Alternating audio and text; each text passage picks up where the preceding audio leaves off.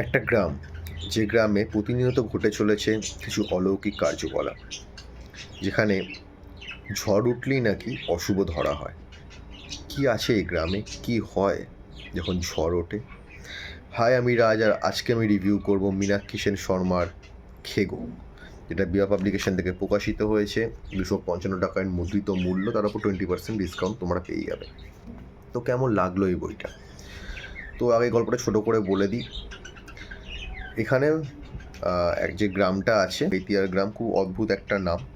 তো সেই ভাইতিয়ার গ্রামে অনেকগুলো বাচ্চা হট করে নিখোঁজ হয়ে যাচ্ছে, একদম ছোট বাচ্চা নিখোঁজ হয়ে যাচ্ছে, এবং তারা যখন ফিরে আসছে তখন তারা সেই মানুষটা থাকছে না, তারা পরিবর্তন হয়ে যাচ্ছে, আর সেটা তাদের বাবা মারা বিলক্ষণ বুঝতে পারছে।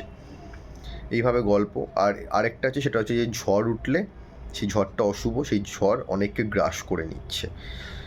তো এটাই হচ্ছে বেসিক প্লট। 2-3টে ক্যারেক্টার আছে যারা এই ভাইতিয়ার গ্রামে আসছে, এবং এসে তারা কী কী বিপদের সম্মুখীন হচ্ছে, তারপর সেই বিপদ থেকে কী করে বেরোচ্ছে, খেগো আসলে কি, খেগোর কি আসলে মৃত্যু হচ্ছে, খেগো কি আলটিমেটলি বেঁচে যাচ্ছে, না কি হতে চলেছে। তো যদি এটাই হচ্ছে মেন প্লট। তো আমি যদি বইটার ব্যাপারে বলি, তো আমার কিন্তু এই বইটা খুব ডিসঅ্যাপয়েন্ট করেছে। এমন একটা বই যেটার জন্য আমি এতদিন ধরে এক্সাইটেড ছিলাম, এত দিন ধরে আমি অপেক্ষা করেছি খেগো পড়ার জন্য, বাট আমায় খুব ডিসঅ্যাপয়েন্টেড করেছে। মীনাক্ষী সেন শর্মার প্রথম বই আমি পড়েছি, মানে প্রথম ইন দ্য সেন্স আমি ফার্স্ট টাইম ওনার গল্প পড়ছি, তো সেইখানে দাঁড়িয়ে আমার এক্সপেকটেশন অনেকটাই বেশি ছিল, বাট ফুলফিল হয়নি।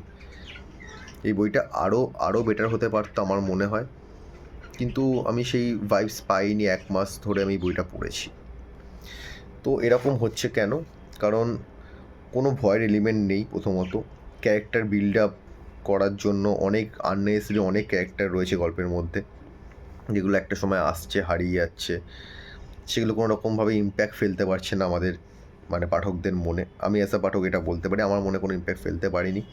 গল্পটাকে আননেসেসারি বাড়ানো হয়েছে লাস্টের দিকে, মানে 206খানা পেজ আছে। আমি লাস্টের দিকে ভেবেছিলাম হয়তো ইন্টারেস্ট হবে, কিছু কিছু মোমেন্টে একটু ইন্টারেস্ট বাড়ছিল, কিন্তু সেটাও কিছুক্ষণের জন্য, তারপর আবার সেটা ডাউন হয়ে যাচ্ছে। অনেক কিছু গল্পের এমন কিছু মানে জায়গা রয়েছে যেগুলো মানে দর্শকদের, মানে আমাদের পাঠকদের ওপর ছেড়ে দেওয়া হয়েছে, তারা ডিসাইড করবে যে লাস্টে কী হচ্ছে। যেমন এখানে দুটো অ্যান্টাগনিস্ট রয়েছে, তাদের আলটিমেটলি কী পরিণতি হচ্ছে আমার জানা নেই, সেটাও এখানে ক্লিয়ার নেই।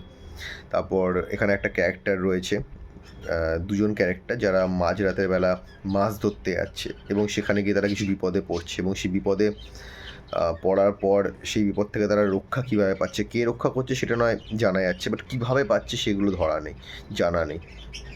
হিরোর আলটিমেটলি যেভাবে এন্ডিংটা করা হলো সেটাও একদম মানে আপ টু দ্য মার্ক না, আমার কাছে খুবই খুবই ডিসঅ্যাপয়েন্টেড লেগেছে।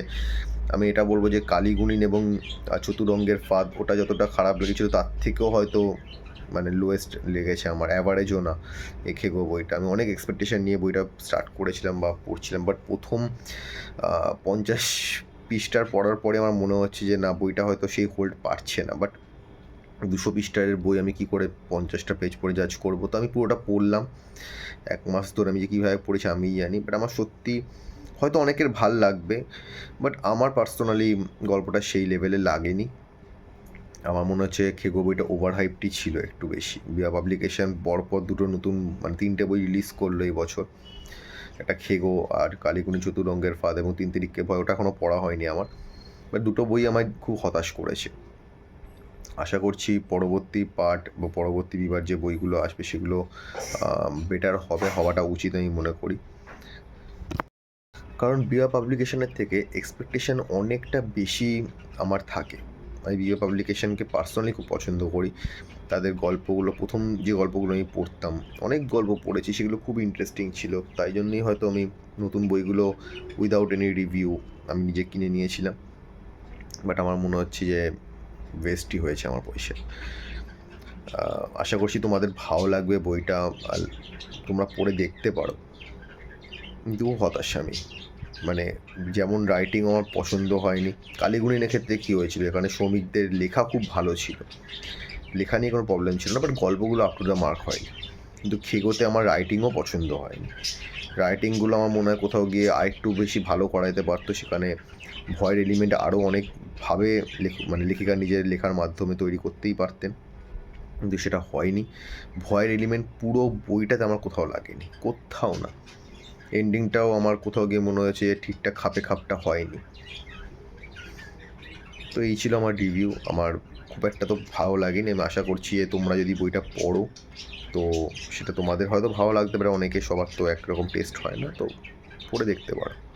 আর যদি পড়ে তোমাদের ভালো লাগে তাহলে অবশ্যই কমেন্ট করে আমাকে জানিও।